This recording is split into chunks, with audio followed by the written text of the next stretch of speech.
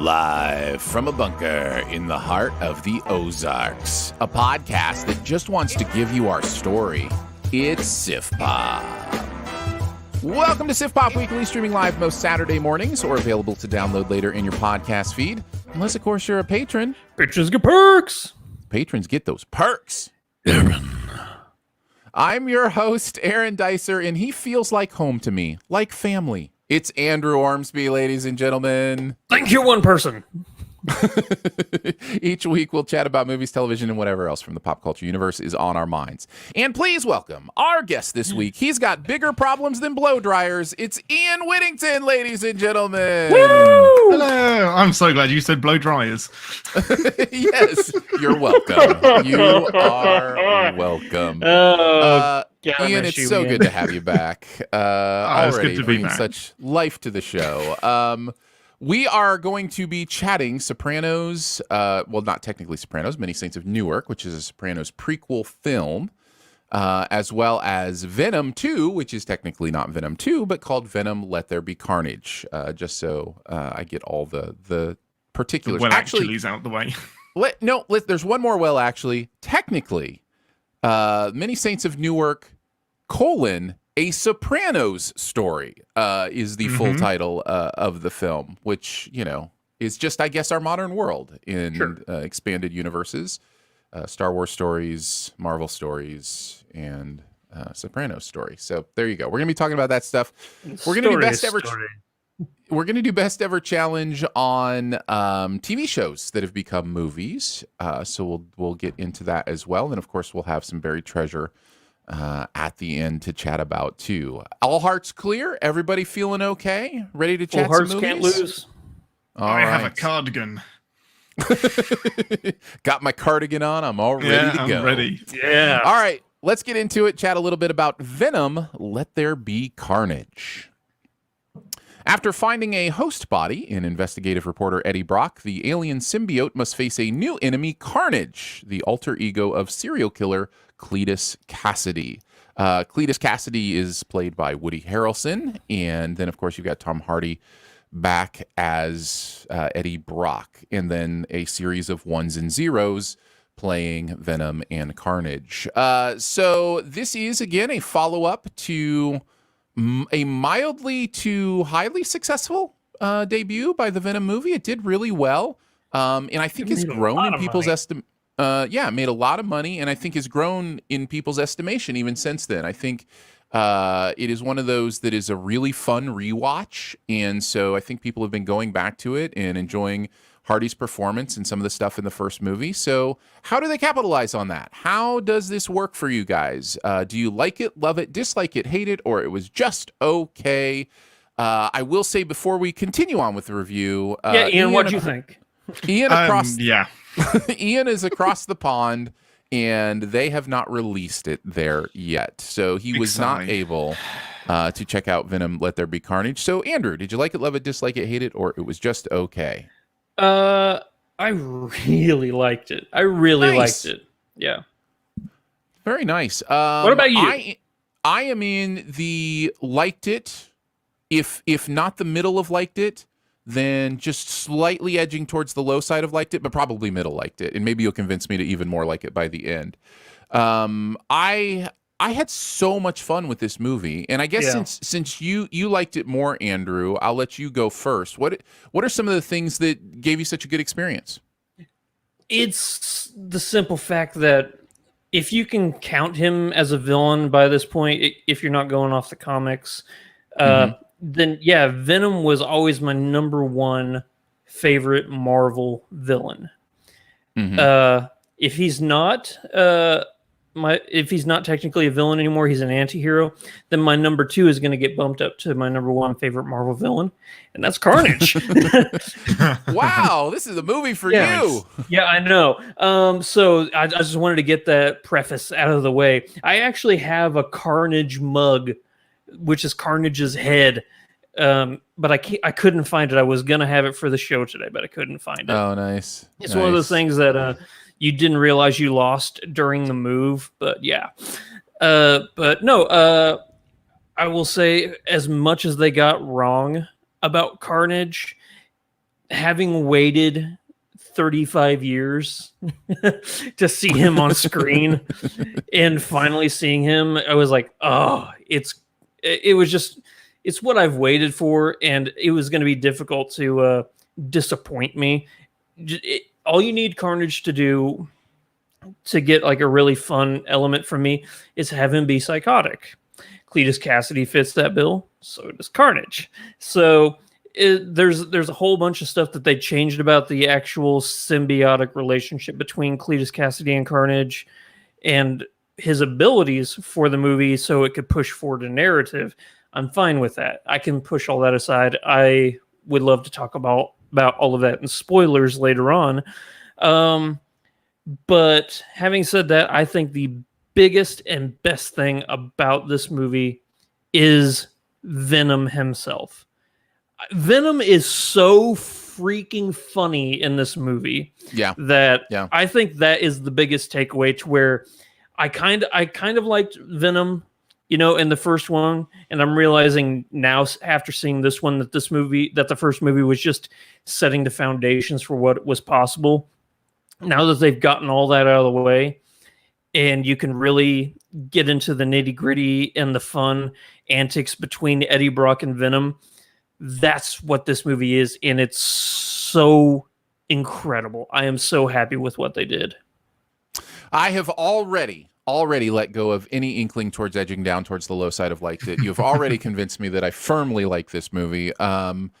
I think for me, you mentioned how funny Venom is, and I think that's part of the whole thing that is really great about this movie is it's just so entertaining. It's just so fun to watch. That goes for Tom Hardy's performance, which I guess I would say if I'm remembering my review of the first Venom, which I liked okay. I think it was either high side of okay or low side of liked it. It was primarily Tom Hardy is astonishing. Everything else is okay. That was primarily the first movie for me. There were these moments of genius with Tom Hardy, having this go on. This movie takes that, leaves it in place. Tom Hardy is still amazing. He's still given some really fun work to do, and adds everything else. And not only that, kind of embraces the bonkers quality of the first one in an even greater way. This movie is bonkers. In fact, my only negative really is that it gets a little bit silly. But at the same time, I think the movie knows it. And so I don't know that you can really fault the movie for it, because it's like, yeah, we're being silly. That's what we're doing with this franchise. I had such a fun, entertaining time with it that even when I would want to roll my eyes at something that happened on the screen, or a typical cliche that these kind of movies do, which there are some of those here, it was just very quickly diminished by the fun I was having.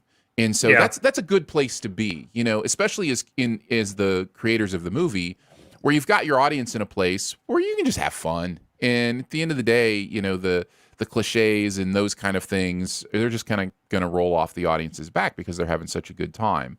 I think part of that is the Woody Harrelson performance is so over the top, so crazy that's going to be a kind of a make it or break it thing for this movie for you in some ways.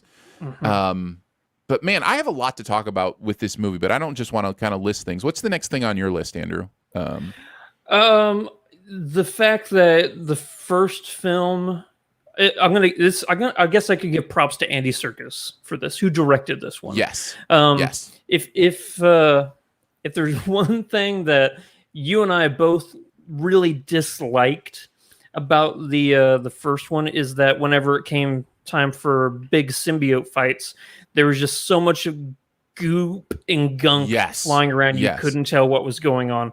I think this one's a lot more cohesive and understandable. I don't know if it's the fact that Carnage looks a lot different than Venom. You know, there's definitely a color whereas Riot in the first one and Venom were, and it was at night, so you know you could really. No, it's more than that. It's more than that. It's more than just the color differential. There was more blech going on. It was very.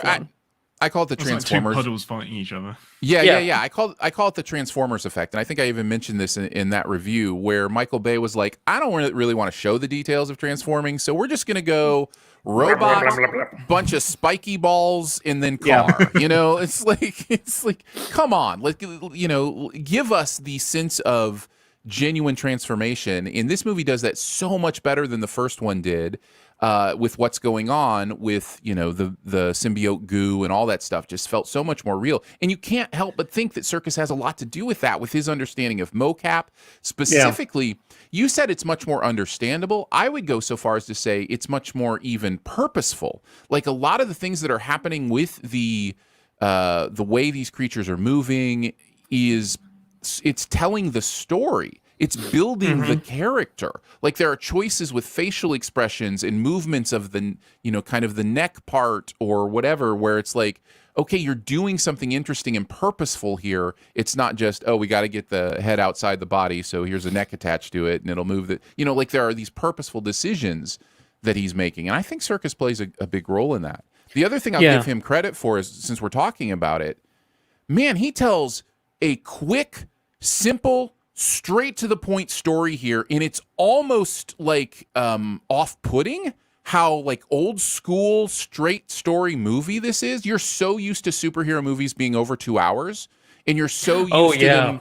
You're so used to them building to like a mid-movie crescendo and then having something else happen, and then you get to the big crescendo, and like they have this story roller coaster that you're used to. This movie isn't that. This movie is old school. Here are the characters. Here's the setup. This is what's happening. Here's the final confrontation. Boom. And it's like, wow, that was fun. You know what I mean? Like, it's just like, it was just a really fun. It reminds me like of the difference between a full roller coaster and like a drop roller coaster, where you have like the tension building up to like the single just like gravity drop, and then it just drops you. That's this movie, so... And I like that. I like that it was different in that way. And I think, again, Serkis is so good at understanding story that he plays a role in that. So, yeah. What else? Something that I didn't like about the first one that I actually really enjoyed about this one is that I think in the first one, I thought that the relationship between Michelle Williams as Anne Wing, I had to look up her character, between Anne and Eddie Brock. I didn't really buy it really in the first one, but now you have this, I guess you could call it a quad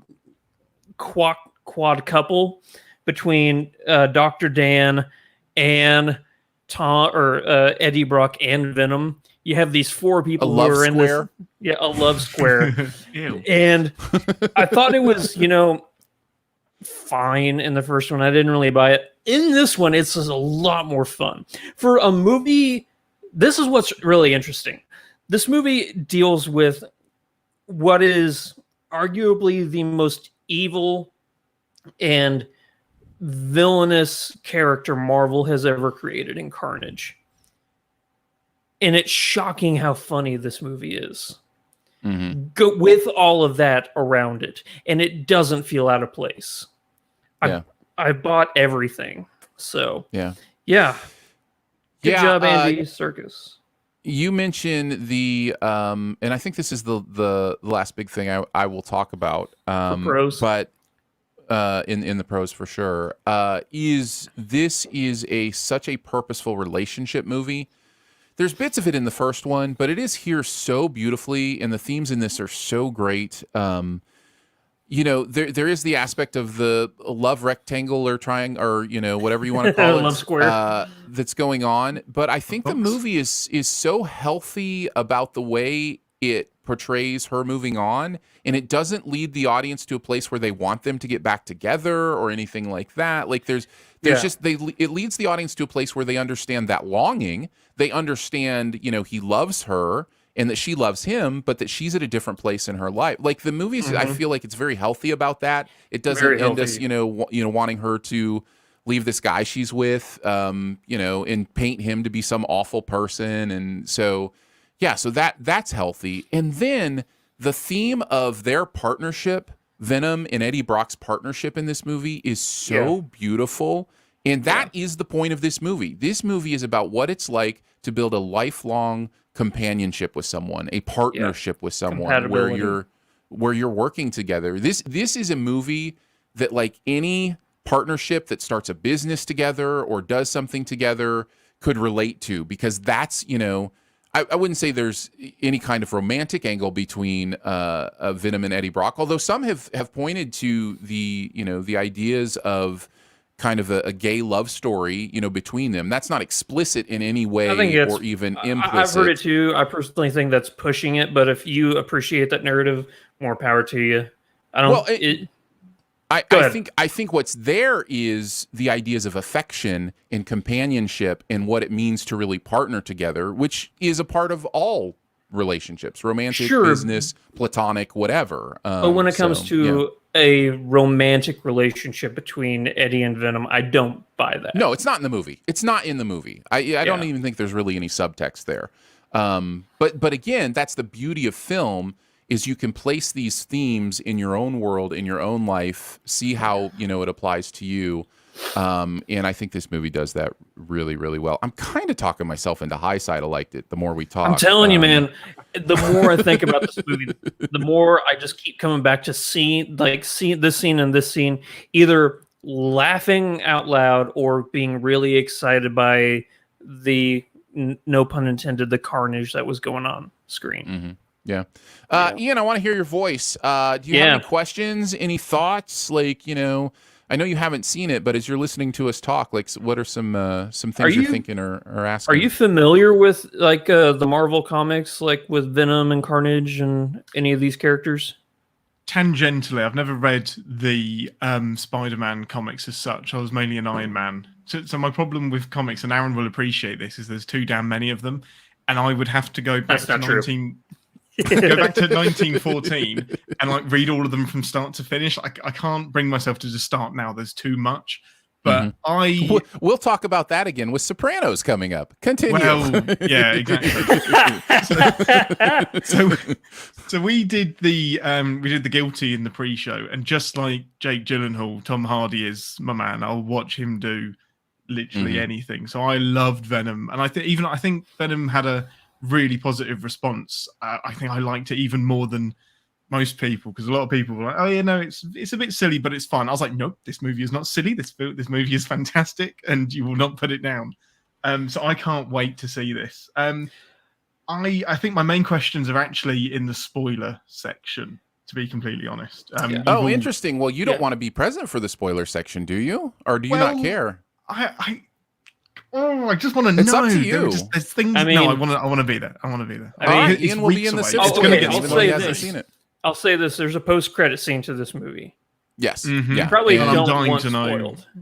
You probably don't want spoiled. It's gonna happen. The internet exists. We will spoil that in the Civ spoil. So again, it is up to you, Ian, if you join us for the Civ spoil. So you can wait to make that decision until you guys have answered most of my questions. I'm really glad to hear that they delivered on the first film and even more and improved on it. I do think that this is a better film than the first one. I will say that. Oh, I think so. I think so too. I don't know. It's so rare with superhero sequels, isn't it? That's so refreshing to hear. Yeah. I think so as well. But I think demonstrably so. I think again, Tom Holland was the glue of that first one that I think Tom Hardy made it. I'm Hardy. sorry. Yes, Tom Hardy. Awesome. Okay, so this is my one last thing. I'll tell you why that name is on my brain. I think Tom Hardy is doing a Tom Holland impersonation for Eddie Brock.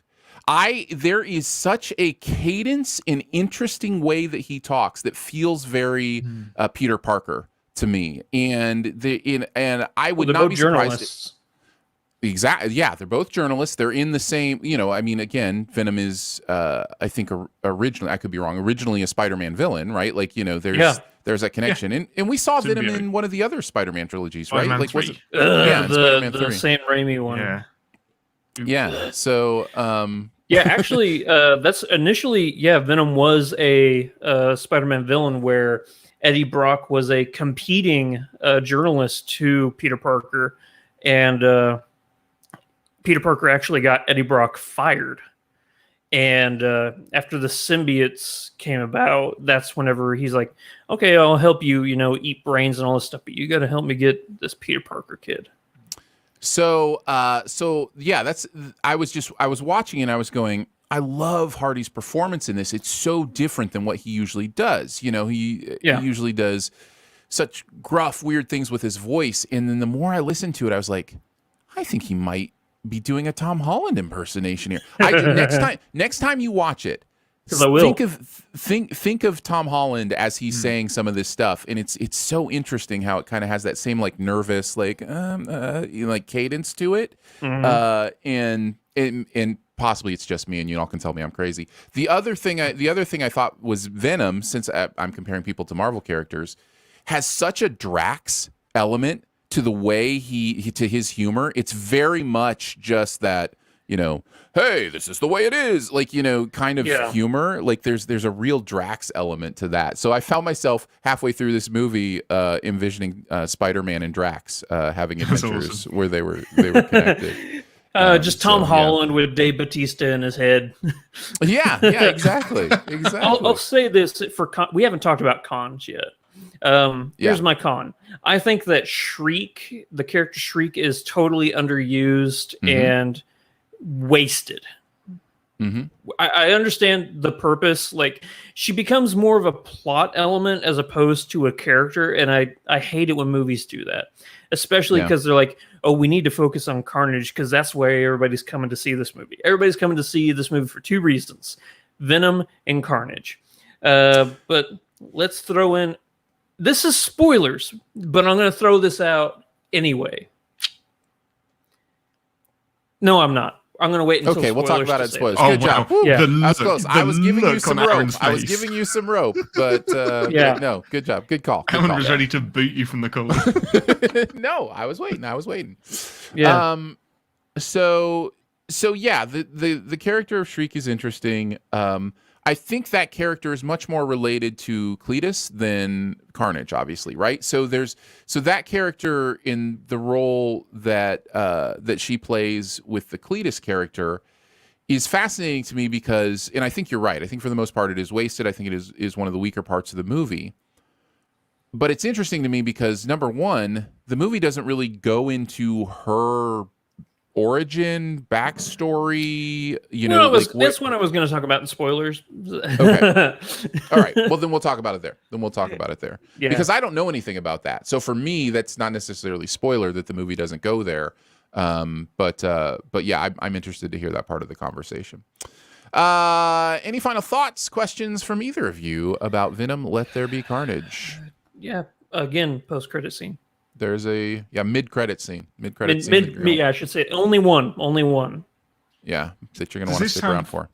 Does it? I think what I'd wonder is, does it retrace any of the same ground as Venom? Because sometimes, in what way? No, like Eddie Brock and Venom have a relationship that's evolved over the first film. Are they back to square one, or is it evolved? It does that a little bit. There's part of that that's hard to avoid. But what I would say is, it doesn't square one them completely. It allows for the next level of what they were dealing with in the first one. Yeah. So it basically takes the character development of the first one and goes, okay, here's the deeper version of that, right? So it can feel a little bit like square one-ing, but it's but I don't think it really is. I think it's more of a deepening. That's always my I guess frustration. a good way to say it is in the first one you have two strangers butting heads. In this one you have two people in a relationship butting heads. Correct. Okay, that sounds like a good way of putting it. Yeah, that's Yeah. a great way to put it. Yeah, exactly. All right, let's move into The Many Saints of Newark, a Soprano story.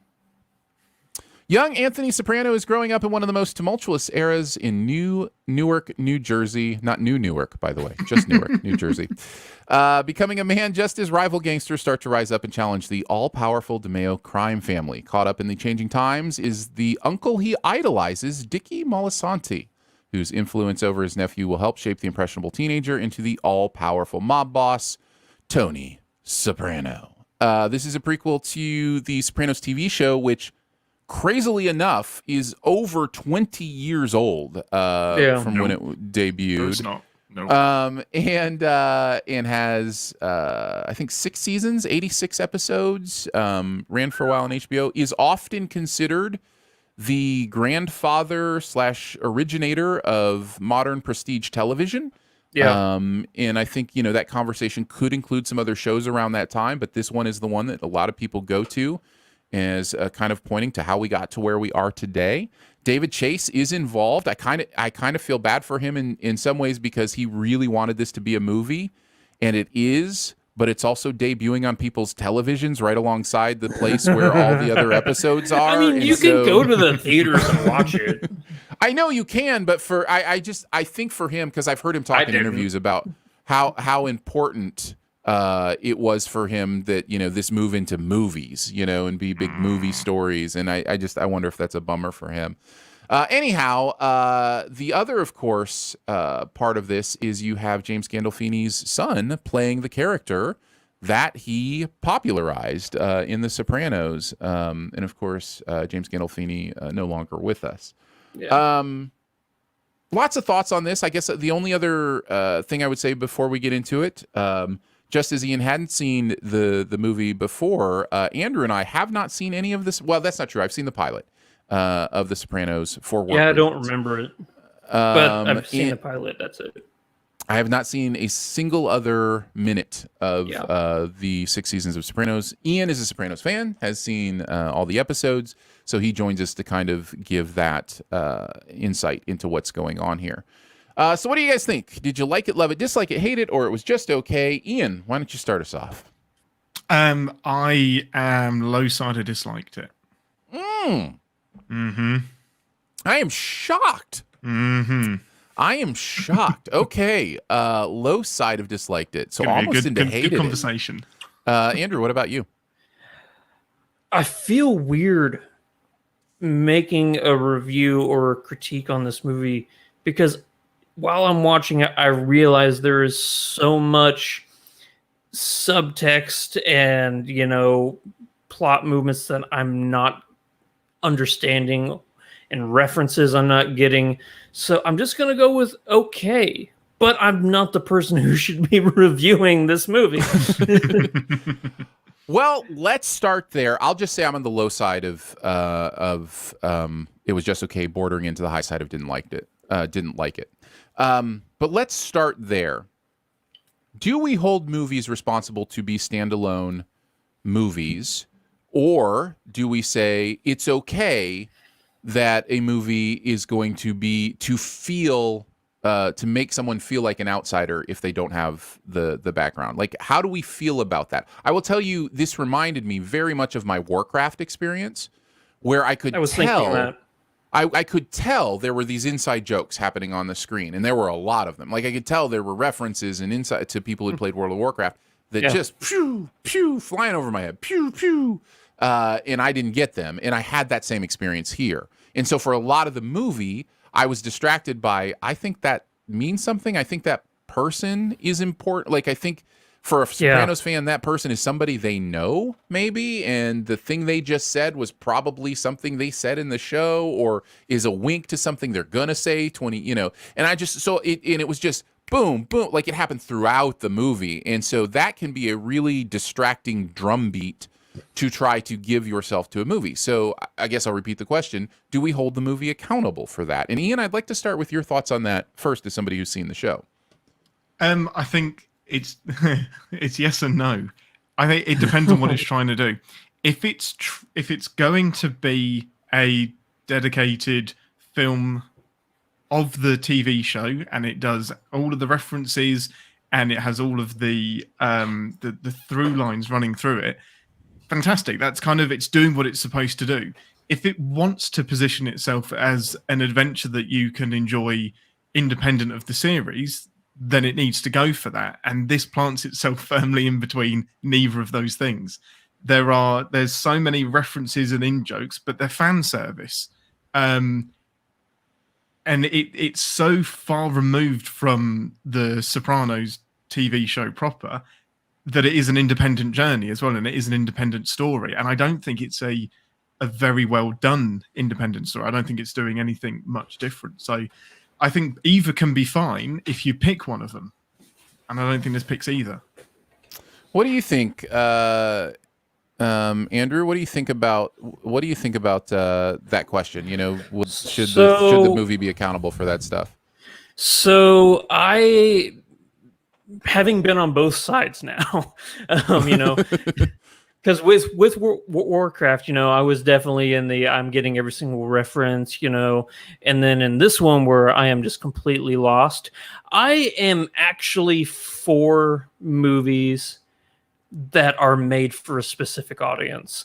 You know, I think that the appreciation for, you know, commitment and, you know, devotion to a specific, you know, franchise or property or whatever, rewarding that, you know, adamant fan base is, you know, something that I'm like, cool.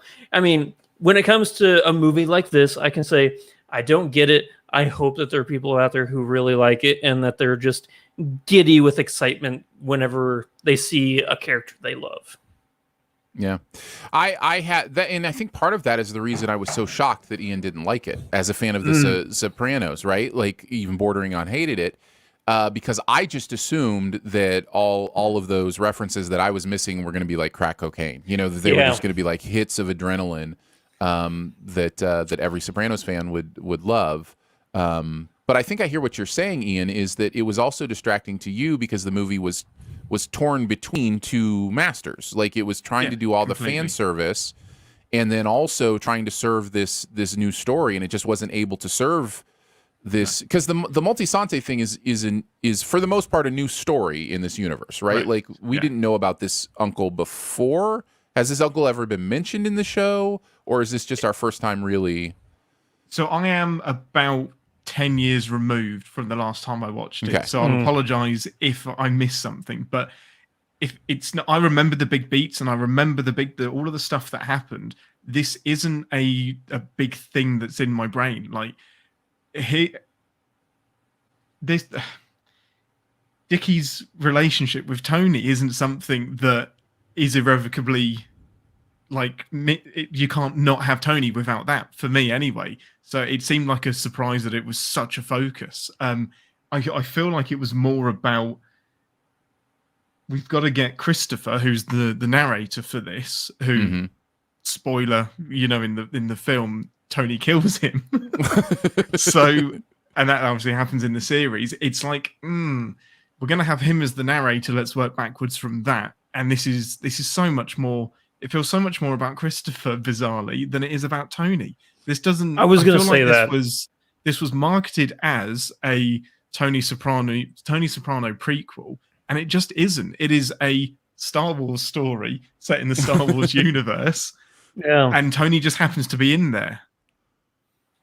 Yeah, it's kind of like in a Rogue One when C-3PO and R2-D2, you know, make their little cameo. You're like, oh, okay, so there's Tony Soprano.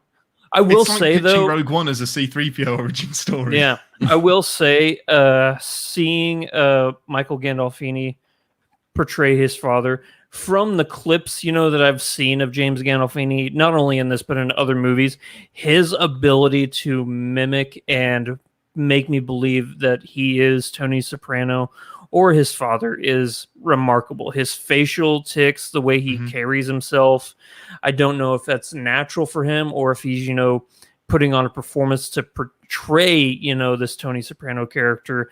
But from what I've seen, I mean, it looks like he nailed it.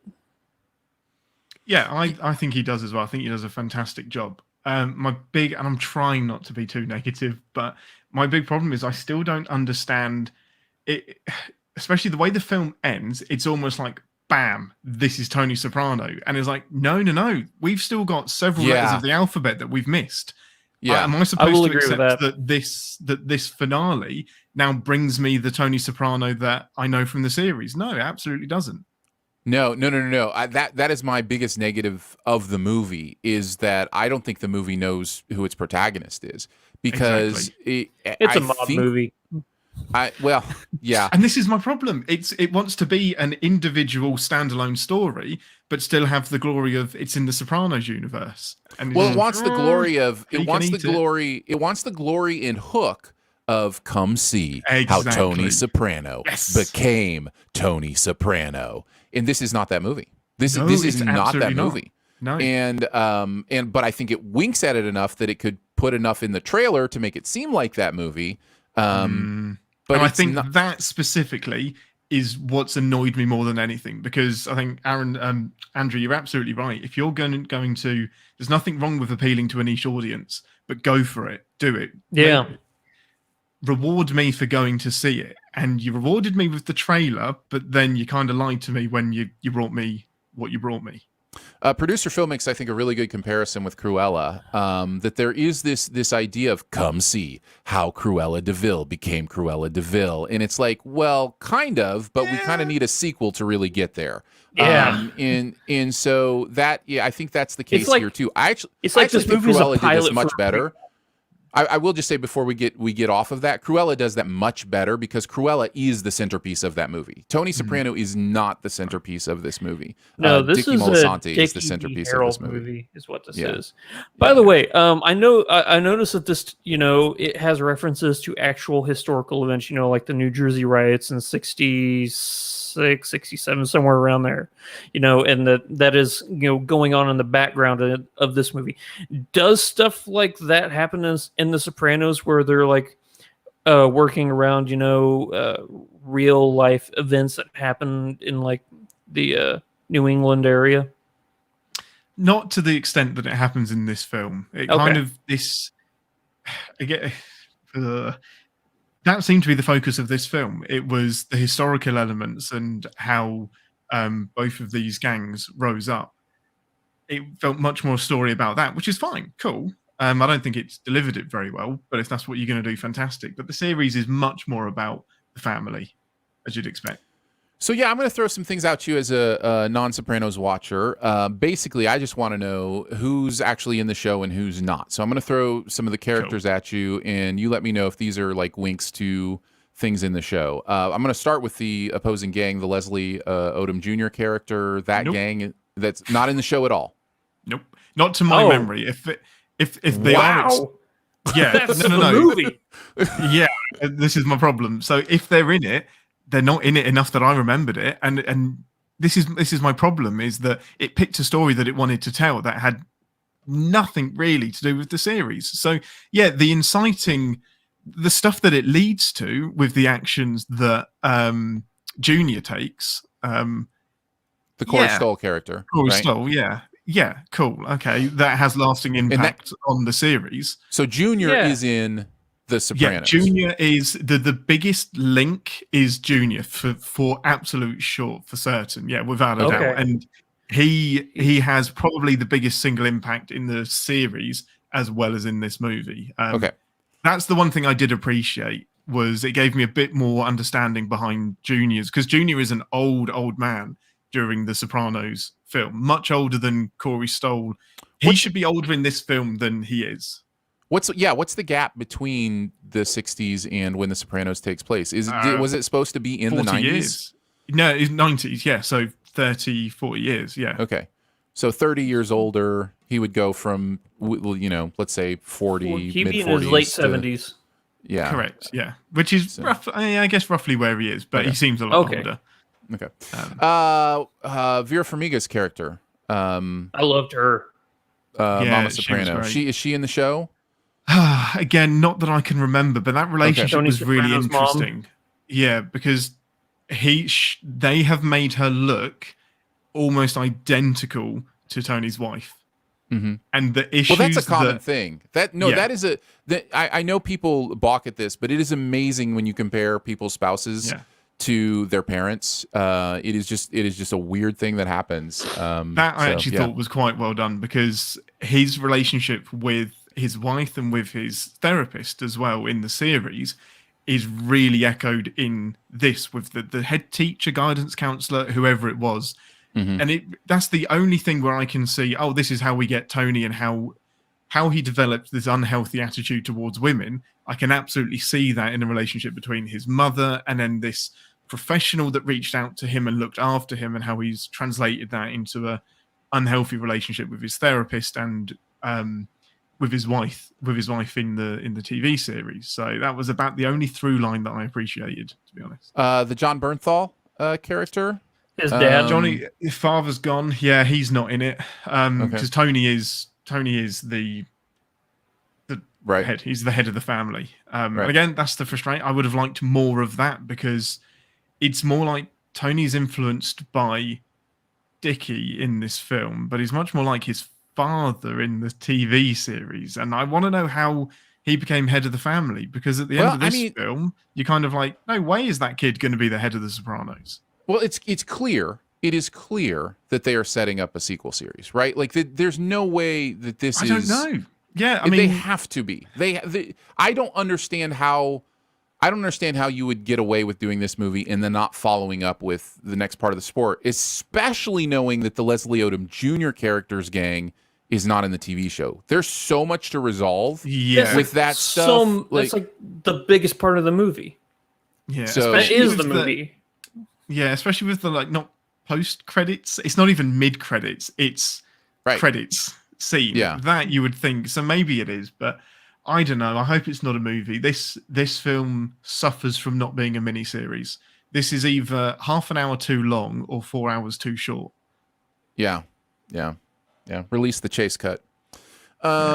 So let's see, who else did I think I know enough just through seepage into my brain that Soprano seepage? yeah, that Big P, Polly Walnuts, like those characters are in the show. Did you feel like those representations were fun, made sense with the characters as you know them? Yeah, they were incredibly consistent. They were very good impersonations, but they were 100% impersonations, because there was lots of affectations because they're not in it a great deal. So the screen time that they do have, you need to really hammer home how they act. So yeah, that was absolutely fine, but they didn't add anything to the story. That was the fan service I'm on about, is that it's, you know that name, but he's not really got anything to do with what's going on here. Yeah. I guess that is something that, lends itself to somebody who's like Aaron and I, where we don't have any basic knowledge.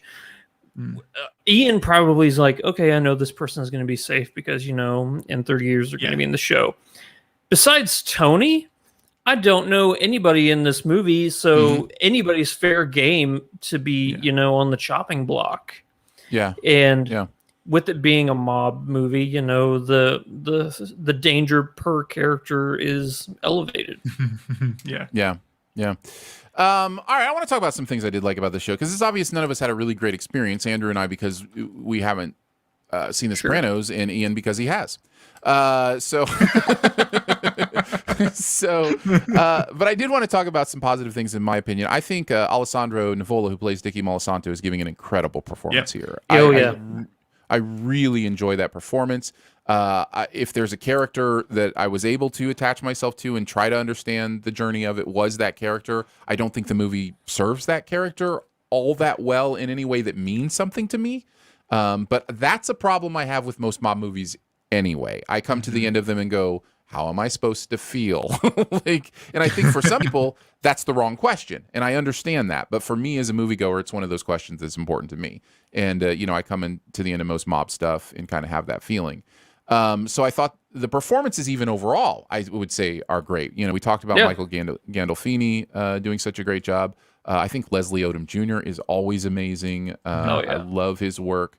Vera Farmiga is great. Corey Stoll, I think, is great. And have we mentioned the wife character yet? I forget what that character's name was. That was Giuseppina Moltisanti. And the actor is Michele De Rossi. Yes, I thought she was great as well. I think that character had more depth than any other character in the movie. Absolutely. I agree. And the movie had these beautiful character moments. There are conversations that happened, like you mentioned, the conversation with the school counselor and the mom. I thought was really powerful. Awesome. Yeah, very good. So the movie has these moments where I'm like, oh, I love what you're doing here. It just feels so disconnected from anything that's carrying me through any kind of empathy or caring, or like, I wanted, when I saw that school moment, I was like, oh, I want more of this. Where was this? And then see Tony's journey. It wasn't anywhere else, and was barely anywhere after that. And it was just like, so it just, everything felt so disconnected that it was, it was hard to deal with. There were too many characters for me to keep track of. Yes, I'm sure if I would have watched the show, it would have been so much easier. I could have related. Nope. Oh, really? Oh, really? I wonder if it's almost There's like a lot of Chase, new people in this. I wonder if Chase basically created a prequel season of the show and then just tried to squeeze that whole season into a 2-hour movie. That's exactly what it feels like. But the prequel's about 3 decades earlier than it should be, unless you've got like a 7-season arc that you're thinking of covering a few years per season. Is it possible that's the goal? Is it possible that this is going to be a show? They should have said so. Well, yeah, why not make it a TV series or a mini-series from the off? It hasn't got the same stigma that it did Once Upon a Time. Mini-series will do fantastically well. You just binge them and there's even more buzz about them than films sometime. Mm-hmm. Yeah. Yeah, we also haven't mentioned Ray Liotta, who pops up a couple times in this in this movie. And he's, I think you're legally obligated to have Ray Liotta in your mobster movie. I think that's if not, you have to have Joe Pesci or Robert De Niro. That's right. That's the caveat. I had forgotten about that caveat. One of those three. One of those three. Any final thoughts? I think we've kind of said our piece on this. But do you have any last things you want to say about the mini Saints of Newark? After watching this movie, I still really don't have any desire to go back and watch The Sopranos. And that's unfortunate. Shame. Yeah. Well, I mean, shame. It's not like I had a desire beforehand to go and watch it. I mean, Aaron you and I have said this 100 million times, but we understand that the show is incredible. There's enough data out there to show that this movie or the show is like one of the greats, but it's just such an undertaking at this point that that surmounts any desire I would ever have to watch the show. Well, and I have the added benefit of not generally liking mob stuff anyway. So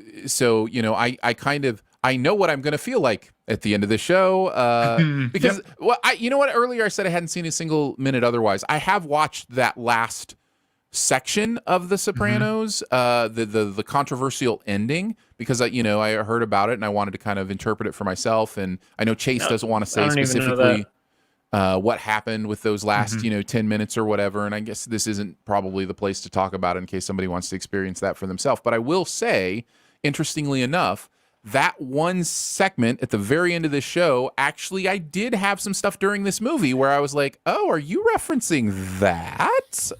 Because there are some things that the characters say where it's like, if Chase isn't specifically saying what happened at the end of The Sopranos, boy, is he sure hinting at it with a couple of things that are said in this he really this wants movie. To say it.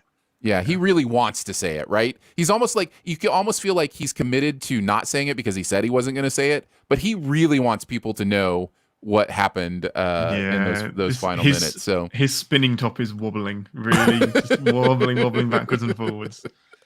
So maybe that'll be my one last thing is, just that this movie, for all it doesn't do, it did kind of inform the finale for me of a show I didn't even watch anything of. So I don't think that's a good thing. Ian, do you have any final thoughts? I have many more final We'll thoughts. do it. Go for it. I might not be. This is not the TV show to watch if you like to root for somebody. So if you need to have that, you probably won't have a good time because it varies from episode to episode. There are some times when it will make you root for somebody, and then you feel bad for rooting for somebody because they do the worst thing imaginable in the next episode. And this film's so similar. I did like there was a touch on a really cool theme of wanting and never being satisfied, and that seems to be so prevalent in the way that we see mob culture in films. Of it's about pride and status and wanting and having to one up the next person, but never getting to a place where it's like, you know what, I'm quite happy with how the business is operating. Let's just make a comfortable return and not kill anyone else. And you never get that, and it just begins to touch on the futility of that. Maybe that's how Chase felt about the fandom for The Sopranos. Possibly. You want a movie, but you're not going to be satisfied with it. There is another one of those beautiful scenes about a pair of speakers that touches on this theme quite a bit, and and that is the theme you're talking about. So I can definitely see that in there. What was the other thing I had? The desperate voiceover trying to. Who was that? Guide us through. So that was a character called Christopher, who he tells you at the beginning of the film. He's killed by Tony during the series, and they are best friends. They're as close to kind of father and son as it gets, and because of reasons, he dies. That's the link. I don't know why he is the character that's guiding us through it, other than it's a touchstone for fans to go, oh, cool, it's nice to hear this voice again, because he has a very distinctive voice. A touch gravestone, if you will. A touch gravestone. I can't believe I missed that. I'm going to leave. So the baby that was being cried at whenever it was brought near Tony, that's the voiceover. Oh, okay. So yes. So that whole scene, I'm like that whole 5 minutes. It was just like, okay, I'm get obviously it, but missing I don't something here. Get it. I obviously this character is in the show, and Tony. There was only 3 people in the cinema, and I was quite comfortable going, "Oh, come on!" Because it's so. Yeah, I get it. The baby cries, right? Oh well, I think the baby knows that there's just something evil about the kid. Oh yeah, if the baby's seen 7 series of a TV show that hasn't come out yet, then yes, I guess so. But it was just unnecessary. Having Chris be the voiceover was plenty enough. I didn't then. Oh, I don't get why the baby hates me. Come on. I just didn't. I didn't need any of that. That was such a beautiful Gandolfini impersonation. Hey, forget about it. Well done. But that's pretty much all I have to say. It felt like a season of Sopranos condensed into 2 hours with all of the exact same beats, and which should be a good thing. But it was like one of the bad seasons. It was like one season too far. It was just the big moments were very predictable because they were pretty much copy and paste, like kind of Mad Libs from the TV show. It's all stuff we've seen before. Yeah. I'm sorry, I didn't like it.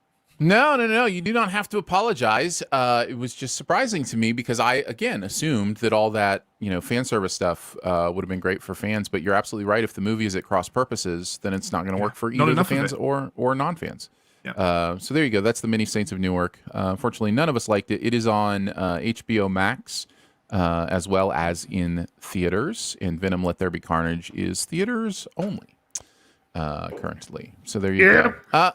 Before we move on to the Best Ever Challenge, just want to say thank you to our Civ Pop members. You guys are amazing. You may know this. You may have heard this before. We record a bonus podcast that is available to certain levels of our Sin Club. Am I saying Sin Club? I think I may have even said that Wrong before. show. Apologize. So to live audience, I apologize. I get cross purposes myself with all the different places I work. Phil, if you would let us start over on that on the audio version, I will do that now. Before we head on to the best ever challenge, let's take a thank you for our Sift Pop members. Thank you so much for supporting what goes on here. We love you, appreciate you. You may know this if you are have heard this spot before, but to certain levels of our Sift Pop members, we have a show that we do, a pre-show bonus podcast that we do for you guys every single week. This week, we recorded a review of The Guilty on Netflix. We are getting to the point where a lot of stuff is coming out. We may be doing more full reviews for members only. If that's something that interests you, you can check it out. There's also other fun little perks for the different levels there. Beyond all that, it's just a way for you to say thank you to us for the show, and then us to say thank you back to you for supporting by giving you some cool, fun stuff. So if you're interested in that, if that's something you want to do, it's all at Patreon. Patreon.com/SiftPop. Again, that is patreon.com/SiftPop. All right, let's move on to the best ever challenge. We're doing best ever movies based on TV shows. A lot of them. There are a lot of them, although not a lot of great ones. I mean, there are a lot of great franchises, but again, with the best ever challenge, we try to keep it to like one choice from a franchise on our lists. So there's that. We'll go from number 5 to number 1. I'm going to kick us off this week. Do it. My number 5 is Pee-wee's Big Adventure. I have a really soft spot in my heart for Pee-wee's Big Adventure. I know it's silliness. I know it's nostalgia probably for me, but this was just so fun and quotable for me and my friends, and we really enjoyed it. So from the breakfast machine at the beginning to the bicycle at the Alamo to Tequila, body, a rebel, to all that stuff, to paging Mr. Herman. Yeah. So anyhow, I know this movie way too well and enjoy it. So it's my number 5. Tequila is my favorite part of the movie. I'm trying to use the phone. He's the best. The stars are bright, shine big and bright, deep in the heart of Texas. Andrew, what do you got at number 5? Number 5 is where I have Wayne's World, party time, excellent. What an amazing meta movie. And I don't know if you know this, it's required this week to do imitations of the movies that you're mentioning. It's just how we're doing it today. I had Wayne's World in my honorable mentions. And I think it completely fits the category. I did have that thing in my head was like, well, is this based on a TV show or is it based on a skit from a TV show? But I think it's close enough, so we'll count it. But yeah, go ahead. And hopefully, Wayne's World. There's a couple on here that I'm going to need a little leniency on then. Okay, fair enough. Yeah, but starting off with Wayne's World, it's such a nothing movie that I love so much.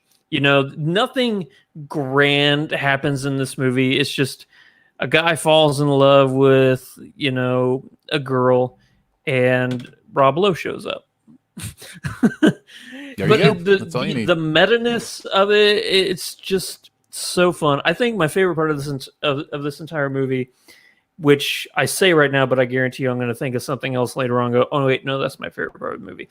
But my favorite part that I'm thinking of right now is definitely whenever they are doing the ads for the different products during the movie to help pay for the movie itself, like the Pizza Hut or the Adidas or the Nuprin, little, yellow, different, and Pepsi, and just all the things that they're like, and they're even doing the Vanna White, showing you the pep or the Pizza Hut box and stuff like that. It's good. Oh, and then of course you have Garth singing "Foxy Lady" to Dream Woman. It's a great movie. I love it. There you go. A lot. Ian, what about you? What's your number 5? Not worthy. We are not worthy. Equalizer. I really, really, really like this film. To say that it's based on a TV show is maybe a bit generous. It is, but it doesn't have much by way of there's not a lot of DNA there. But, exactly. That's what I mean. But it is. It's based on it. Denzel was fantastic. He's my man. Anything he does, I'll watch it. Playing this type of character, kind of morally ambiguous, but dedicated to the mission at hand, is so hypnotizing to watch. I know we had a sequel, but I could have a million of these films, like Taken. I wish this had taken off as much as Taken had. Taken. I'm just going to say Taken 5 times. I think it's a shame that Antoine Fuqua is not talked about in the same breath. This for our non-Sift Pop members is a reference to the review of his latest movie, The Guilty, in our bonus review for love that our guy. members. Love that guy. Andrew's a huge fan. The Equalizer is a great choice for number 5. All right, on to number 4. I have a feeling this will get trumped unless maybe it's a different one from this series that said other person might have. I have Star Trek Wrath of Khan at number 4. So I do have a Star Trek film later, but not Wrath of Khan because I've done. There we go. Then I get to talk on it. You are allowed. This makes me, I'm sure, a basic Star Trek fan. Every basic Star Trek fan's favorite movie from the series is The Wrath of Khan. But I love it. It just seems to me like the pat answer, like the pat, like cultural. It's the safe bet. Yeah. I just think there's and again, there's a lot of nostalgia to this, from when I saw it and just watching it over and over again, in the ear things and the I forgot all about the earworm things. Oh god, how can you forget about those? It's one of those things where you just put it out of your mind.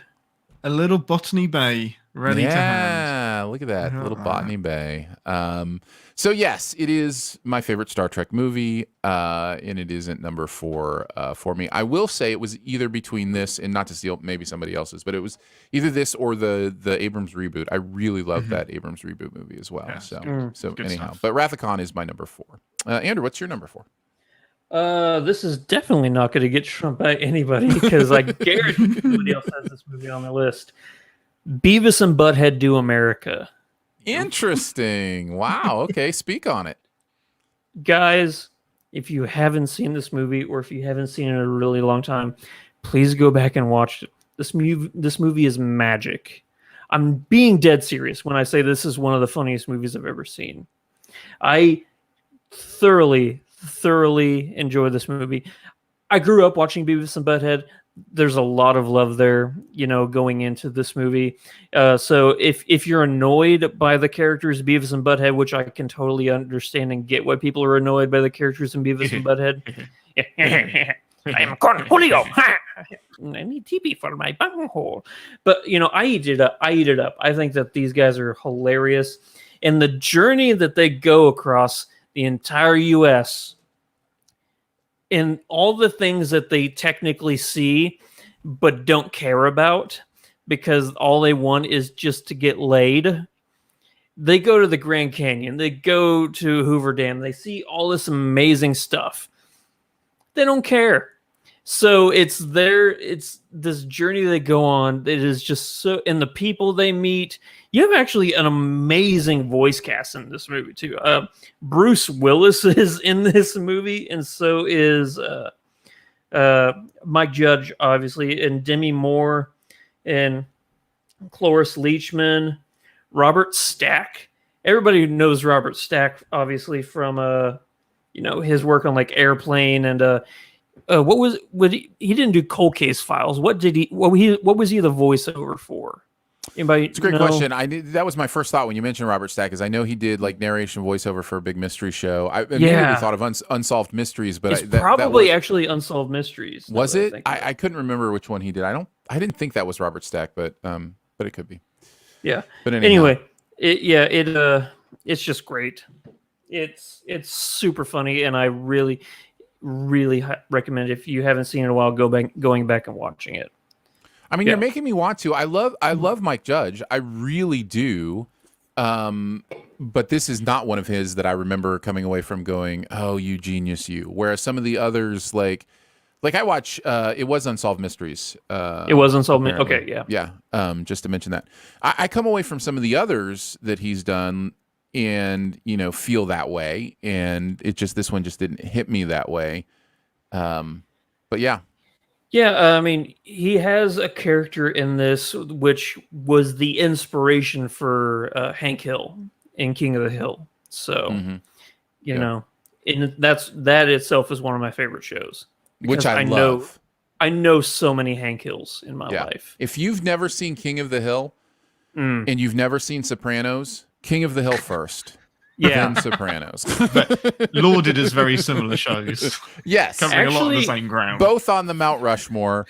Yeah. From what Ian said, I think that the Many Saints of Newark is a more appropriate origin story for King of the Hill than it was for the Sopranos, apparently. Nice. That's what I'm guessing. But anyway, Beavis and Butthead America, that's my number 4. What about you, Ian? What's your number 4? Now you could have picked any of the movies from this franchise other than 2. But Mission Impossible Ghost Protocol. I've just picked my favorite from the franchise. Oh, wait. Ghost Protocol. Okay. Never mind. Yeah. You can, I think there's a few that you can pick, but I kind of split them into 2 trilogies in my head at the minute. And of all of them, this is my favorite, especially of like the new trilogy, which is just a weird way of putting it. But this film kind of reinvented. Post-Woo. Yeah, exactly. Yeah. This one kind of reinvented what they'd reinvented already, and it was the beats that you see in this film are repeated in Rogue Nation and Fallout, and it's just a great template. It works. I love it. You get the team together. The Burj Khalifa stuff is just unbelievable. Stunning. Oh, in Dubai. Yeah, absolutely stunning. Yeah. And I think this is where all of the apart from that, this is where I think the almost cliche of Tom Hanks doing all of his own stunts and running everywhere. I would love to see Tom Hanks in this movie. Did I say Tom Hanks? Yeah. Tom Holland, Tom Hardy. Yeah, Tom Hardy. You know what? Tom Hardy. Yeah. Isn't a Ghost Protocol the very famous Tom Cruise running down the alley? I mean, he runs in all of his movies, but I think this is like the one that started it. Oh, this is the one. Yeah. But I would just imagine Forrest Gump running alongside him, Yes. Overtaking him. Yeah. Yeah. There you go. It's great. This film is kind of where that came from. He'd done it before, but he really became cliche at it in this, and it's just a great, great film. Yeah. Yeah. No, I agree. I am a huge Mission Impossible post-Woo fan and pre-Woo. I'm Mission Impossible outside of Woo. Just not 2. just not 2. Like I said then. I've never seen the show. It's a very old show. So my only reference for Mission Impossible is the Tom Cruise movies. So somehow I have managed to watch every episode of that show as well, even though it obviously predates me by quite a while. But was Mission Impossible a British show? I'm sure it was American, but I remember the production quality being very similar to the original series of Star Trek. I'm thinking of Get Smart. I think Get Smart was a British show, wasn't it? Yeah, and The Avengers is a similar sort of thing that's very English. But they used exactly the same production company for the music. So the score is basically lifted from the original series and plonked into Mission Impossible along with Leonard Nimoy. I mean, it's catchy. So I just have very fond memories of watching that with my dad. All right, on to our number 3s. I'm glad you brought up the Avengers because my number 3 is it's not. It's not. The Avengers. I mean, Aaron, we're gonna have to fight for the worst. Avengers: Infinity War is my number 3, based on the TV show The Avengers. Yeah, well, you did not. I'm just kidding. Aaron would do that just because he knows I've already used my veto for the year. No, I have the Muppet movie at number 3. Nice. Yeah, that's a good shout. I kind of went back and forth between the Muppets, which is also really fun, and the Muppet movie. But I just think, again, for nostalgia's sake and quotable sake and just what it means to me as a movie, Muppet movie is the better choice for me. It's so much fun. It's so good. It's a good movie. It's a good story. It's a good journey and beginning, middle, and end. And Yeah, I really, and there's some meta-ness to it that I really enjoy. So yeah. Anyhow, Muppet movie is my number 3. Yeah, My very first honorable mention was Muppet Christmas Carol. There you go. I was Yeah, about to that was say, the if I other was going one. to pick one, that would be it. Yeah, that's the other one you could definitely go with. And what do you Muppet got? Treasure Island is probably the funniest out of all their movies. What do you got at number 3, Andrew? This is where I have Mission Impossible Fallout. Okay, I'm going to trump that. Okay. Ian, what do you got at number 3? Serenity, which is the Firefly. Yes. Well done for getting the right the right title card, and not the yes, not the not the Matthew McConaughey Serenity. No, not that weirdness. Yeah, this is yes, it is, Andrew. Okay, we'll I liked it. I liked it. It doesn't make you right. So this is I love this. If you're gonna do, I don't know. I can't speak impartially about this, but I feel like you can enjoy this as a standalone sci-fi adventure and still be immensely gratified having watched the TV show as well. It's very similar to what The Sopranos was trying to do with Many Saints of Newark, right? You know, to have a kind of, although this isn't prequel, this is sequel. No, this is a wrap-up. This knew that it was the last chance to tie the story up. But it's fantastic. It's so, I don't know how they pulled it off. It didn't have a massive budget, but it has the quality of a Star Wars and Star Trek film. A great unpredictable story where you genuinely don't know who's going to survive, because it was the last we were going to see these people. So if you're going to do something crazy, do it. But it still just doesn't, spoiler, it doesn't just kill everybody because it can. Yeah, I love it. It's my happy place. I agree. I had it in my honorable mentions for sure. I do dig this show and this movie quite a bit. So yeah, nice choice. All right, on to our number 2s. I think, is that right? I believe so. Yep. What you got? All right, my number 2 is Mission Impossible Fallout. So we can talk about that now. Yeah, I think this is the best Mission Impossible movie for me.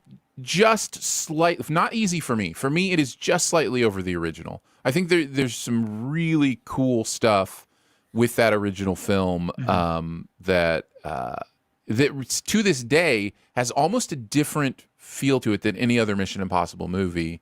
And again, the idea at the beginning was for a different director to take each one and kind of put their own stamp on it, which is interesting now that kind of Christopher McQuarrie kind of owns it. And so it's kind of interesting to see where it's gone. But man, Fallout is just so good. There's so much, so many times you're watching Fallout and you go, I've never seen that before. I've never seen anything like that before. Yeah. I can't believe this is happening. What is going on? And then you have that added thing in the back of your brain where it's like, Cruise is doing this. Like, it's just that little added thing in the back of your brain that just keeps going, this man is a maniac. He should not be in that helicopter. Right.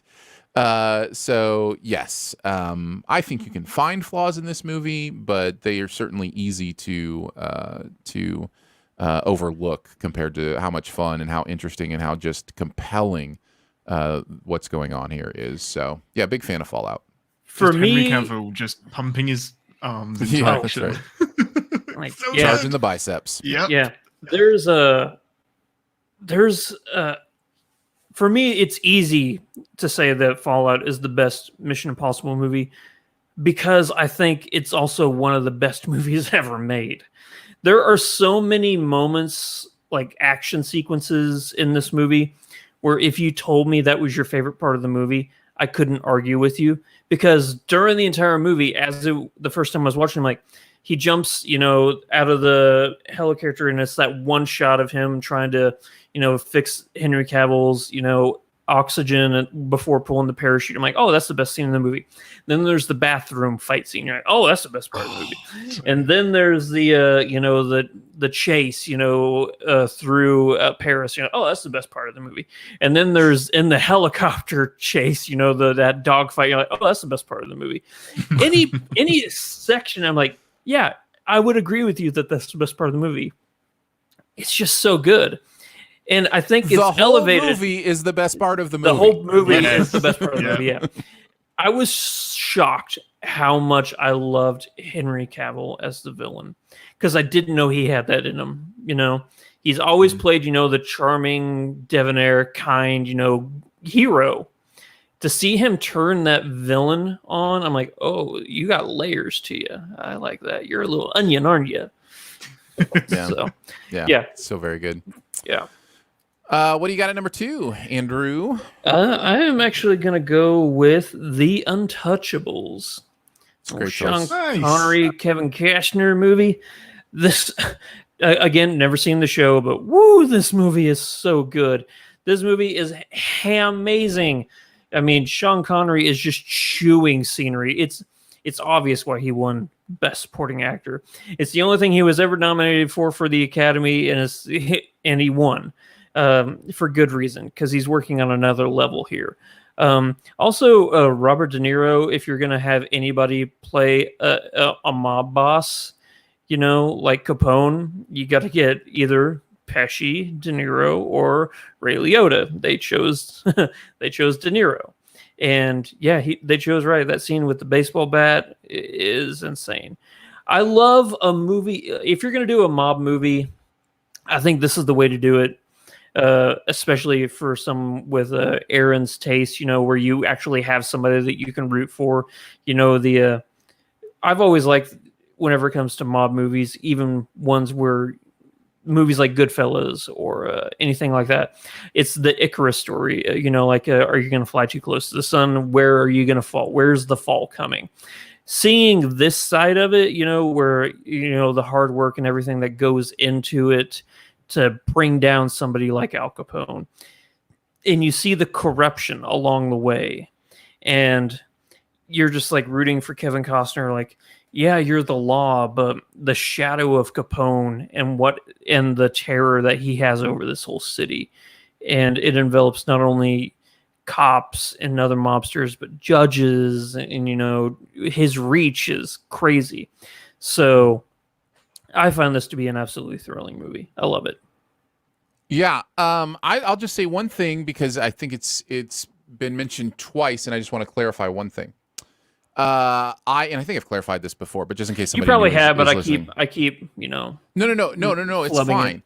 It's not that I need someone to root for in a movie. There are plenty of movies I love where I don't have anyone to root for.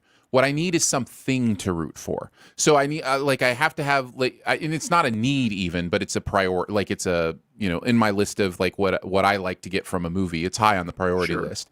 Is the idea that the movie has a message, it's telling me something. And that could be dark. It could be, the consequences of an action, whatever. Mm-hmm. But I have to come to the end of it and go, okay, I resonate with, what I was being compelled to think about in this movie and what I was being compelled to want to happen in this movie. If I come away from a movie like a mob movie, many times, it's not just that I'm not rooting for any of them. It's that I'm not sure what the movie is telling me about them. I'm not sure what the movie wants me to think about them. The perspective doesn't feel clear to me with a lot of mob movies. So yeah, just to kind of twist that clarification knob just a little bit, because it's not just that I need a hero in every single movie I watch, but I do prioritize some sort of compelling theme that makes me go, okay, I understand what I'm rooting for here. Not just don't worry, I'll mess rooting it up for. again later on. No, I know. It's and I don't blame you, but I just thought I'd clarify. Forget it. Yeah, that's my number right. 2. Ian, what's your number 2? So my number 2 is The Untouchables. Hey! Oh! Yeah. I flipping love this film so much. Echo everything that Andrew said. The scene with the pram it's in the train station, isn't it? That is every time. Just one shot. Yeah. Yeah, every time. I don't know how it's going to end, even though I've seen the film 15, 20 times. I still don't know. Is he going to go off the roof? It's fantastic. Oh, it's so good. Such a good film. I love it. All right. I guess it's time for our number ones. My number 1 is The Fugitive. So that's it was in my honorable mentions. It's on my list of shame. Oh, you should see it. It's really good. It's one of my favorite relationship performances ever in film. The Tommy Lee Jones, Harrison Ford, quote unquote, relationship in this movie, if you can call it that, is just so compelling to me. And, this is classic, innocent guy in bad situation movie making. And I didn't do it. Just so great. I don't care. Oh. I don't know when Tommy Lee Jones became Venom. Venom. But yes, that is the. You're guilty. Yeah. He's become Saw. He's become Jigsaw now. Yeah, it's Jigsaw. Tommy Lee Jones as Jigsaw in The Fugitive. So that anyhow, scene though. That scene where he's Harrison Ford is great in this, but Tommy Lee Jones has like all the memorable stuff. Not all, but most of the memorable stuff. Outhouse, Hen House, Doghouse. That whole speech is just so incredible. The "I don't care" that line is just iconic. It's so good. He just has. He jumps. Yeah, well, he says, "Guy just did a Peter Pan right off here in front of me," or whatever he says. Like that. He's got such great lines, and the movie is super compelling. Takes place in Chicago during a time where I was near Chicago, and so it has that thing in my brain too, where I was like, "Oh, I've been there." You switched the samples. So yeah, Fugitive is great stuff. It's my number one. It really is. Based on TV show. And probably gonna rewatch that today. I've never seen the original show either, but love the movie. So Andrew, what's your number one? I'm gonna go with the little ditty called Monty Python and the Holy Grail. Yeah, that was high up in my honorable mentions. Nearly made it to the list. I couldn't make myself consider this based on a TV show, but I get it. It's based on the TV show because it's the same actors that did the same comedy troupe that did the TV show. I get that, but so I'm not going to veto it or anything. Yeah. But yeah, I mean, or I probably would have had it in my top 5. Same with the Muppets. It's the same group. I think he's got a point. Fair. Yeah. No, that's a fair point. Yeah. So there you go.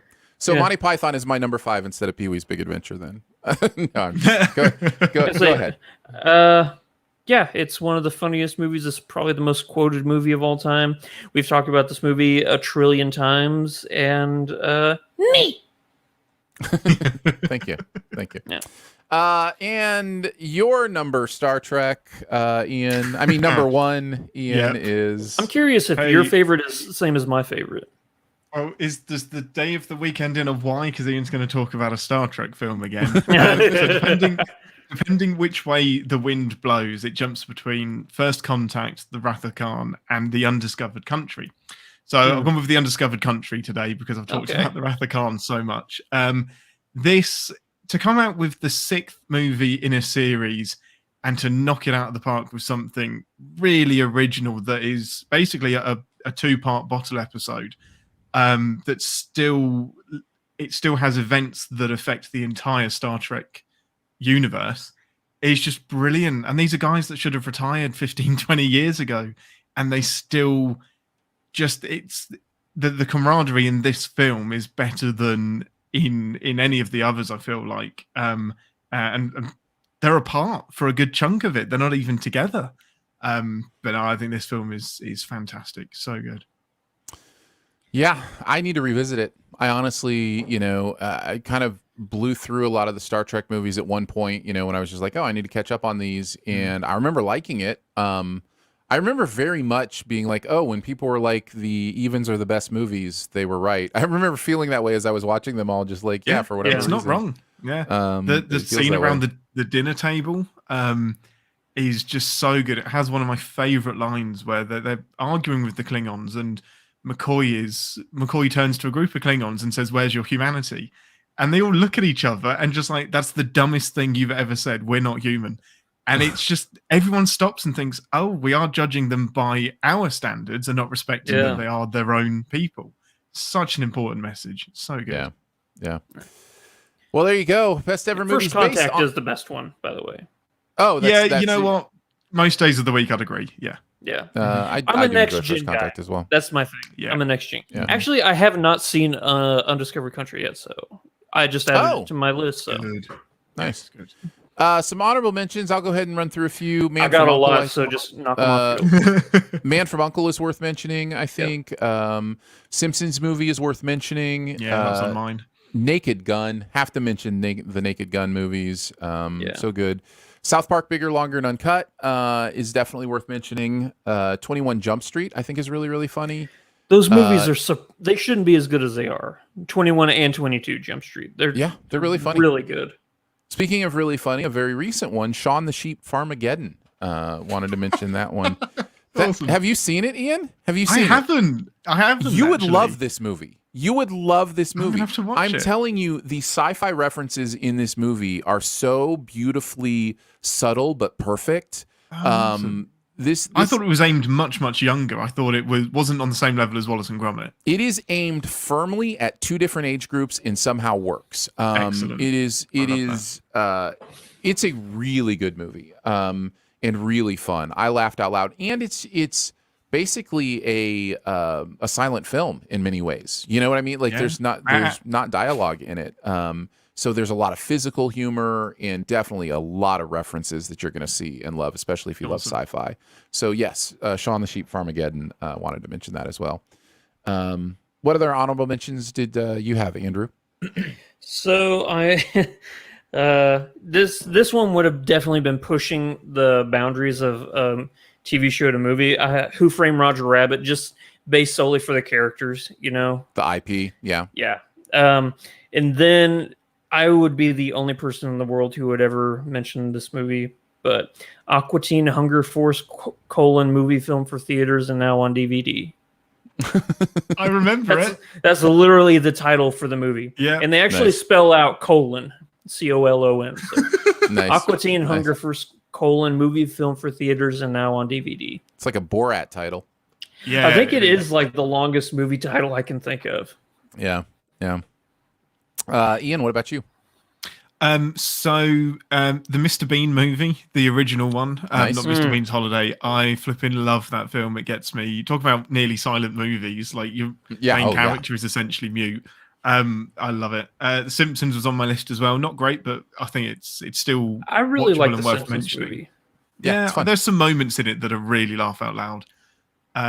I don't think anyone's going to agree with me on this, but the X-Files movies, they're a hot mess, but I enjoy them. I like the characters. They didn't do what I wanted them to do, but I like Fight the Future is okay. Fight the Future is okay. Fight the Future's fine. It's just I watched it before I watched any of the series, so I was like, what's going on? Okay, that was a mistake. It takes place between 4 and 5, and that was dumb. And my last one is the Doctor Who TV movie, which came out in 1997, I believe, but it was set on Christmas Eve 1999. It gave us Paul McGann as Doctor Who is a fantastically underrated Doctor. The film was pretty much panned. It was supposed to revive the series in America, but just didn't do well enough. Nobody was interested, but I love it. It's a great story, great performances. I just love it, and I happened to watch it the day after I met Tom Baker, so that's got a special memory. Fun. Yeah, that's really amazing. Cool. In the chat, Jose says Blues Brothers, if we're including SNL, is one. Oh, that is a really good pick. And producer Phil says, Wayne's World is based on a TV show that aired on a local public access television program in Aurora, Illinois. I'll have let you know. So thank you, you got producer Phil. Then it's even more meta than I thought. There you go. Let's move into our buried treasure. What's that one thing in any area of pop culture that you want to make sure people know about? Ian, you're our guest, so you get to go last. Andrew, why don't you kick us off? What are you here to talk about? Are you still on your quest of the years you were born? That's right, Aaron. We're going to go all the way back to 1988. Jamaica had a bobsled team. Stephen Hawking released A Brief History of Time. Rick Astley promised to never give you up. I turned 2 years old, and a little ditty of a movie was released that was called Grave of the Fireflies. Nice. What a happy, fun, go-lucky film. Right? Just good feelings all over the place. Yeah, if neither of you have seen it, that it was total sarcasm. It is an incredibly depressing movie. It's a anime film that came out obviously in 1988, but it is about the final the final days of Japan during World War II. About this young boy trying to take care of his toddler sister as they try and survive a Japan that is being bombed by U.S. planes. Very much, obviously it's a Japanese animated film, so very much portraying, the Americans as the monsters in the air that, destroy everything. But it is still accessible because you can kind of relate to that sentiment of patriotism, even though it's not for your country, you can recognize and understand it for somebody else. So them seeing this young boy seeing his country be destroyed and everybody's starving and everybody's wounded, and easily one of the most depressing movies I've ever seen, but also in a way one of the most beautiful, because the beauty that they find, him and his little sister find around them as they try and survive and in this pretty much hole in the ground. Every night the Fireflies come out and it's she just falls in love with it, and the little things that they're trying to hold on to. I probably won't ever watch this one again, but I'm glad that I finally got around to watching it. I have a feeling that there's going to come a time whenever I have all of these movies on my list of shame. There's going to come one where I'm going to be like, yeah, I saw it, but I don't recommend it, even though it's my buried treasure. But it's not this one. I think that this is a very fascinating movie. Just a content warning, it is depressing. Yeah, but I liked it. Reminds me, I recently knocked off my list of shame Watership Down, which is an I will do it too. film. Yeah, and it's kind of that same thing. It's like, oh, animated bunny rabbits. Bunnies. What are you doing to me? Yeah. Kind of experience. I don't know what it is about animated films that get really emotional and aren't happy hit me really hard. Mm-hmm. So it's I think it's the expectation that this is meant to be for kids and it should be uplifting, and it's really not. It's going to make you cry. Secret of Nim. Yeah. Just the opening to Bambi. Speaking of dark, what you got, Aaron? I'm gonna talk about Squid Game for my Nice. So Squid Game came out on Netflix and just immediately took the world by storm. I see it everywhere. People are talking about it, and it is one of those experiences where if you watch the first episode of this show, it's hard to imagine you won't be compelled to watch more. It's just it's one of those drag you in, tie you down, make you watch kind of shows. Yeah. It adds to that as the season goes on. I have watched the entire first season. I've watched all 9 episodes. Ian, I know you've watched at least a few of them. I'm 3 episodes in. So I haven't finished yet. Andrew, I just finished the 4th episode. So. Okay, all right. It is one of those shows that simultaneously gets better and worse as you watch it. You watch the first episode and you're like, oh, this is amazing. You watch future episodes and it's like, oh, this is more than amazing, but also maybe not so good.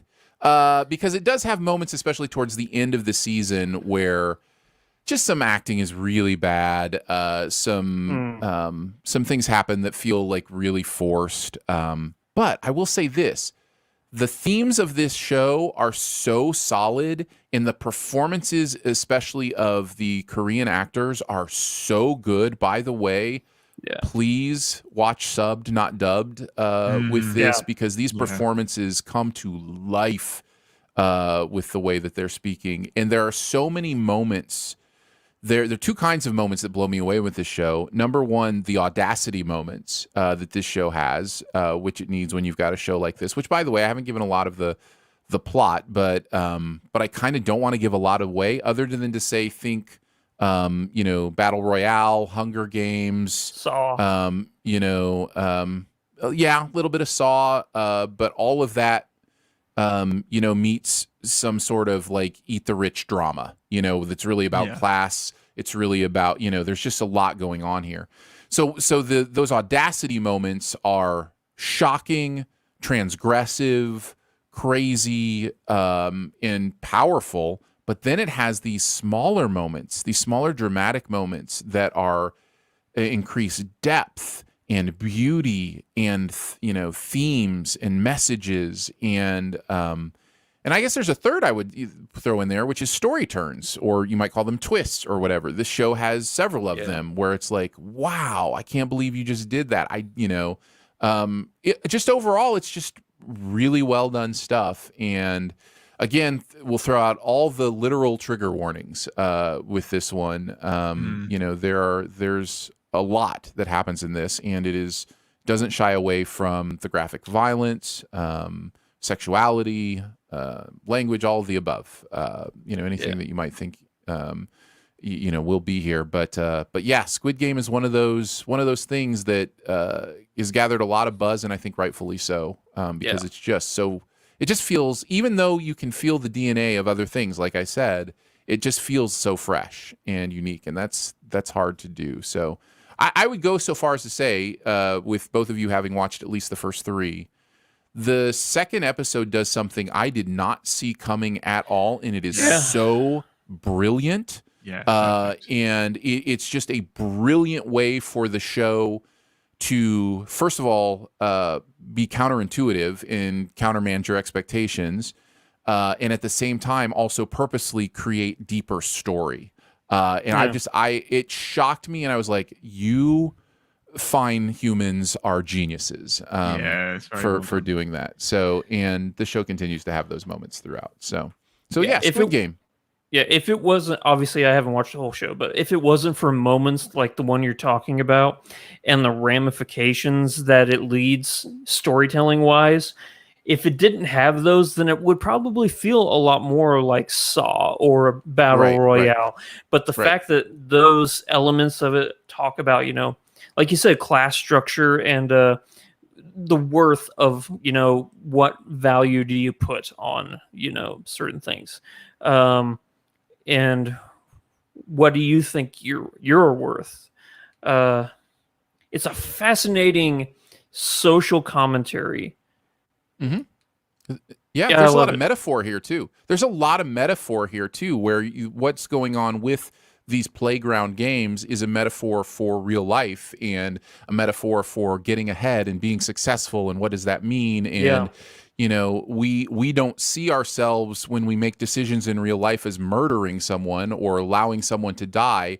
But in many ways, financially or whatever, that is what we're doing. Like that metaphor adds a really interesting spin to the decisions people make to pursue quote unquote success.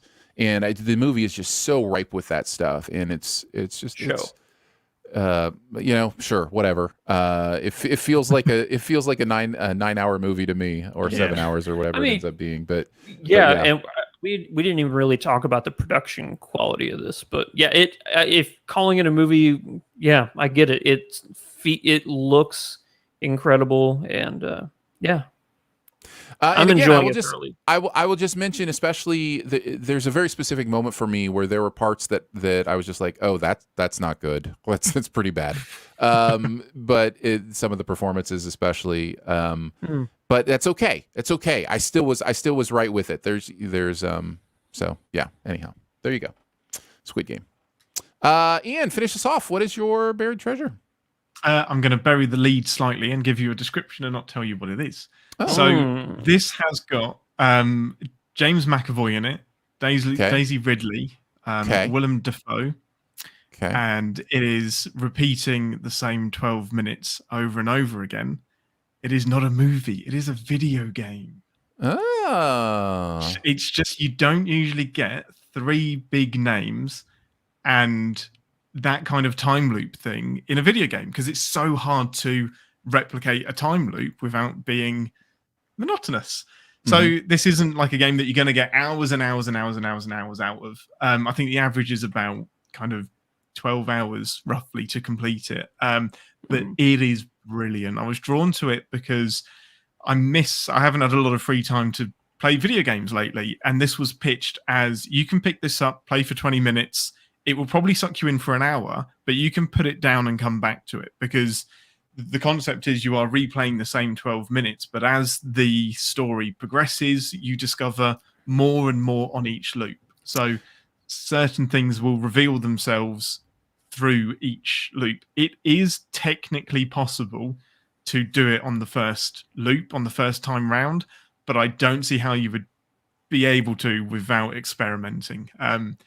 But And yeah, just to jump in, because we haven't said explicitly, the name of the game is 12 minutes. The name of the game is 12 minutes. Yeah. Okay. Correct. Yeah. So the really brief concept is you play James McAvoy, who comes in to his home. His fiance is there waiting for him, and I won't say anything else. But very quickly, in about 12 minutes, something happens which causes the day to reset. And there are certain things you will do which will trigger the time loop to reset. If it gets to the end of the 12 minutes and you haven't hit the resolution, it will reset. But your character is obviously aware of that. There are some hilarious moments. There are some shocking moments when you're like, I've really got to make a decision here, because I need to get out of this loop. And do I have to do something terrible to get out of it? It's fantastic. I can't recommend it highly enough. It's on Xbox, but if you have a Microsoft Windows computer, you can just download it from their app store as well. It's brilliant. Nice. That is 12 minutes. Video game available to you. Squid Game is on Netflix. Grave of the Fireflies is available for rent. Apple TV, Vudu, different places like that as well. Yep. We did it, guys. We did a podcast. Congratulations. You can check that one off the bucket list. You did an episode of a podcast. Thank you so much for joining us today for Sif Pop. It is part of the Studio DNA Podcast Network. You can find out more about other shows on the network at studiodna.media or by searching Studio DNA in your podcast player. Huge thanks to Andrew for hanging out again today. Thank you, buddy. Big thanks to Phil for producing the audio and video show. Thanks, Phil. Thank you to Drew for doing some visuals for the show. Yeah, buddy. That's the new one. And that is a new one. And Nice. thank you to Ian for hanging out with us again this week. Ian, plug anything you want to, man. Thank you for having me again, guys. Just find me on Twitter at galactic_Dave, or on An Englishman and an Irishman Go to the Movies, which is a movie podcast about movies that you can pod wherever pods are cast. There you go. So, much love and gratitude to our Sif Pop members as well for giving monthly to make Sif Pop a real thing. Support starts at $3 a month. Some of the different features at different levels include all the bonus episodes that we do in your own podcast feed without ads, as well as some other fun perks that you can find there. All that is at patreon.com/SifPop. Lots of ways to connect with us. Feel free to comment, leave a rating or a review at Apple Podcasts or wherever you listen. And if you've got an email you want to send us, something you want to know, question, comment, whatever, you can hit us up at feedback@siftpop.com. And finally, if you're having a good time, your movie-loving friends will probably like the show too, so make sure you let them know about it and that listening is much easier than growing up with a solid grasp on mental health as a soprano. We will be back next week with No Time to Die finally coming out, so we're going to do some James Bond next week, and we will see you then. Thank you, video watchers. We love you guys. Gotta run. We got a spoiler cast to record, and then I've got a hard out coming up. So we don't have a lot of time to stay and chat. Appreciate you being here, and we'll catch you next week.